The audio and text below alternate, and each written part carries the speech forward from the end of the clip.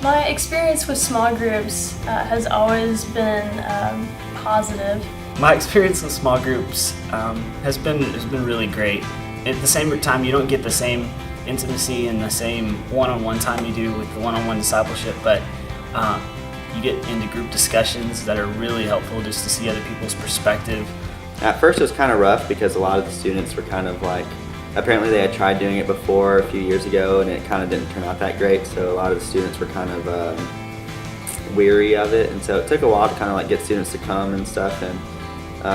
but once it kind of got going, it was really good, I felt. I know that whenever I was in high school, it was really great to be able to meet with an older girl who had kind of just had taken a group of high school girls under her wing, and her influence on my life as well as the other girls in that group, I know it was tremendous. We still talk about the things that we learned from her, and I'll never forget the impact that she had on my life and how much that we grew as a group together. Even though it wasn't as intimate as discipleship, it still opened a lot of doors for the students to kind of grow closer together and to kind of get more personal with each other, because we would have discussions with each other.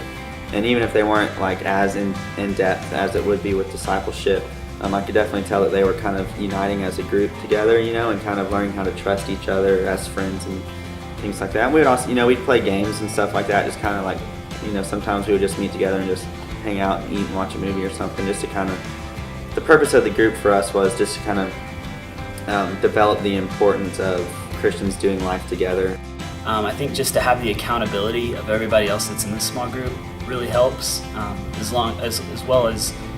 just the honesty of the people that are coming.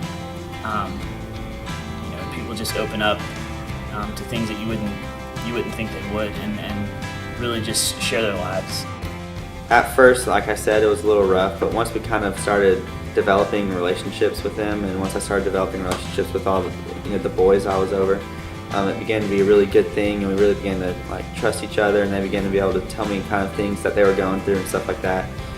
and we were able to work through things. And so it was nice for me being able to develop trust with students that, if the small group wasn't there, I probably would have never even, not that I wouldn't want to, it's just I wouldn't really have had the opportunity, to have that